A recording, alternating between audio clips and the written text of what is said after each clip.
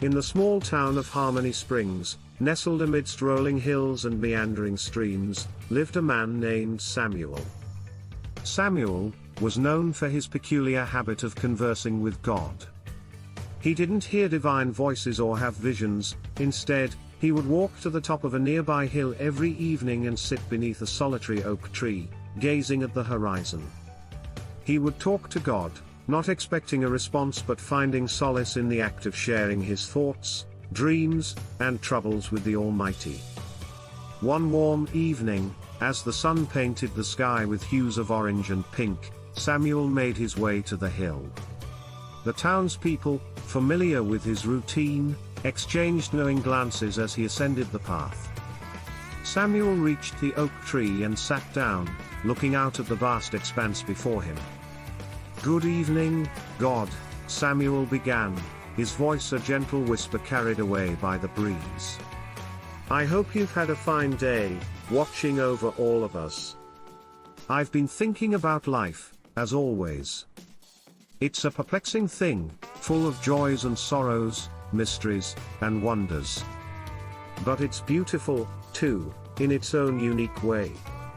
As Samuel continued to speak, he shared his dreams of opening a small bakery in town, where he could bake bread and pastries to bring smiles to people's faces. He spoke of his worries, like his aging mother's health and the ever-pressing weight of unpaid bills. He didn't expect God to intervene, but the act of confiding in the divine presence gave him a sense of peace and clarity. As he spoke, Samuel noticed a stranger approaching the tree. The man was tall and had a serene aura about him. Samuel, somewhat startled, paused for a moment. "Please, continue," the stranger said with a warm smile. "I didn't mean to interrupt. Your conversation with God is quite profound." Samuel, sensing the stranger's sincerity, decided to share more of his thoughts. He spoke of his hopes for the townspeople to come together, of finding a way to help those in need, and of the profound love he had for his community. The stranger listened intently and, when Samuel finished, he said, "You have a deep well of compassion within you, Samuel. Your dreams and your love for others are beautiful. But don't forget that God may answer in mysterious ways." With that, the stranger walked away, disappearing into the twilight. In the weeks that followed, Samuel's life began to change.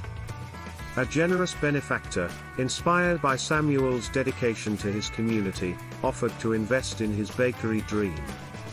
Samuel's mother's health improved, and unexpected opportunities arose to settle his debts. Harmony Springs, too, saw a transformation.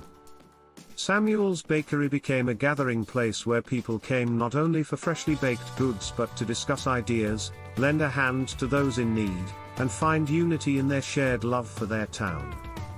As the years passed, Samuel realized that his conversations with God had indeed yielded responses, not in words but in actions and the people he encountered. The stranger on the hill that evening, Samuel came to believe, was a messenger from the divine, sent to remind him that the power of love and community could create miracles. And so, in the quiet town of Harmony Springs under the shade of the oak tree, Samuel continued to converse with God, knowing that even in silence, there was a profound connection between the dreams of his heart and the world around him.